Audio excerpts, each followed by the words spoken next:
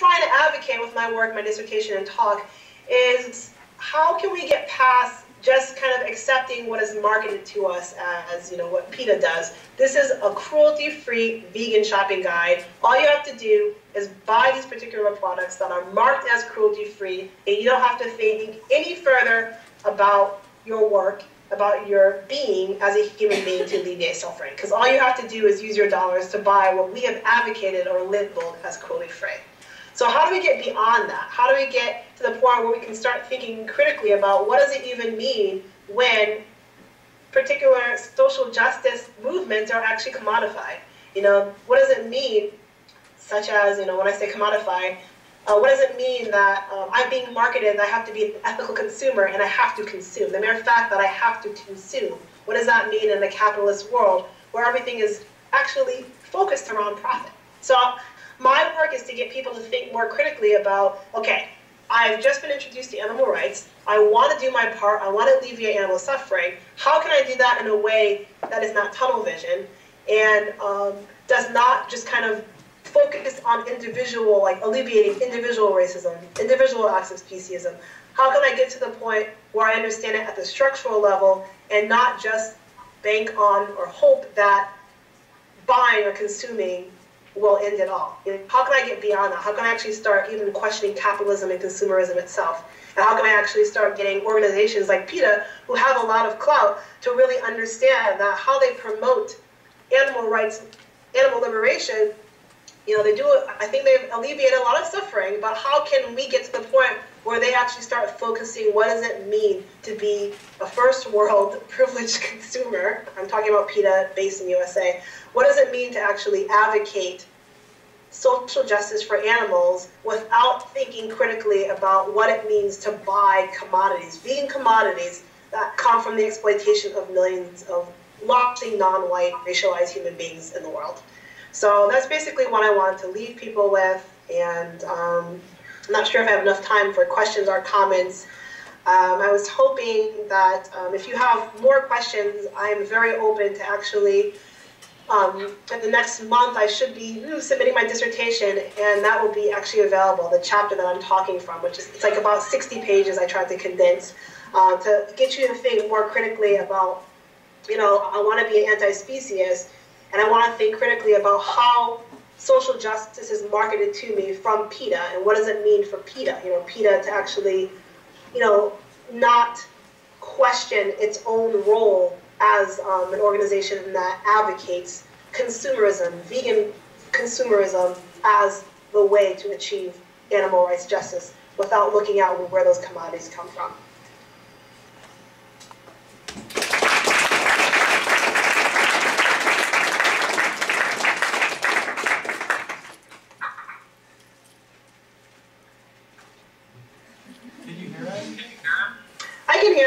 I'm using a tablet right now I'm looking at the questions that you're writing me. It says, I can see on the board, we have time for Q&As.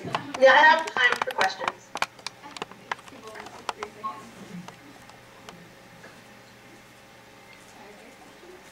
So you might want to type up the question because it's hard for me to hear the audience if people talk.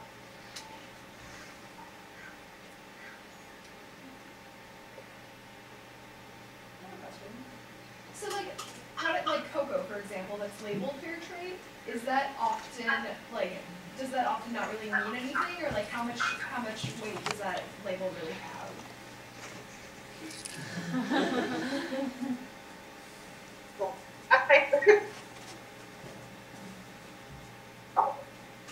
Okay. So how much? Let me. So I have to change screens. Hopefully, I won't lose you. How much weight does the fair trade label? I can't actually read the whole thing, unfortunately.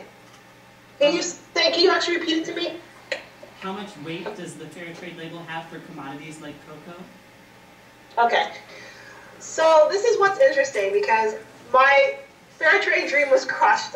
So I'm looking at Food Empowerment Project's work, and they actually investigated supposed fair trade cocoa companies that still found children enslaved.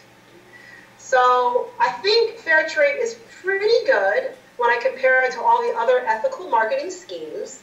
But in all honesty, you really don't know. And that's the problem, and that's what I've been finding out more and more in the past few months as I dig deeper and deeper, that just because it's fair trade doesn't actually mean that you will not find children enslaved, right? So just because someone says this is what we want as our protocol for fair trade doesn't mean, you know, that all companies are going to adhere to it, right?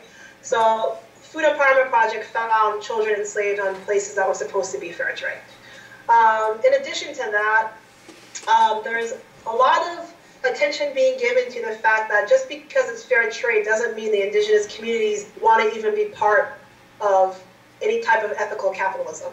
They don't necessarily want to have their products commodified, even if it is fair trade. So that's kind of another conversation around this whole concept of developmentalism, and is it really appropriate for everyone? Is capitalism, is neoliberalism, even if it's fair trade, is that really the route to go? I'm not sure if I completely answered your question, but if you can email me, and I can actually provide you one or two essays that have been written that really look at that, look at, you know, this developmentalism, even if it's green or fair trade developmentalism, you know, is that really something that all communities, indigenous communities, are benefiting from? Or because it's still part of capitalism, is it really only benefiting a particular corporate elite in the global north? Any more questions? Yeah, I have a question. It might be, okay, so let me explain it first. You go ask her directly. Can you hear me? I can't. I can hear, can you hear me, but it's very faint. Okay. Hi, I'm Stephanie. Sorry. Hi, can you hear me now? Yes, can. Hi, great. Yeah, thanks for taking the time to speak with us today, and good luck with your dissertation. So my question is, I identify as white. I'm in my mid-20s. I'm a female, college-educated, grew up in the suburbs, and I do a lot when I'm very involved in like farmers markets and small farms in my area.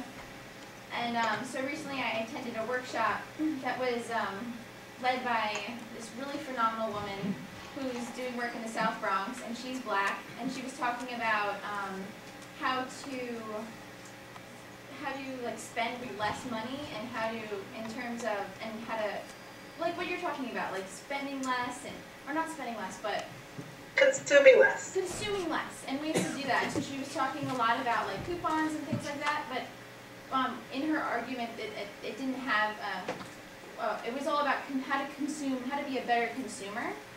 And so she's someone who is a friend of mine, but I do feel like in the context of where it's a legacy of white people telling people of color what to do with their lives, how can I, as a white person, engage with my friend in a dialogue that doesn't feel like I am exerting the fact that I have privilege?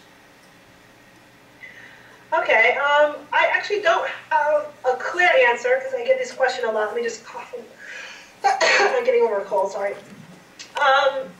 Well, I don't actually know the dynamic of your relationship. I get this question a lot, you know, in general, and I don't actually think I have a good answer. So the best I can do is offer that, I don't know if you've done this already, to actually read or take workshops more and more about what it means to communicate in a way that is decolonizing.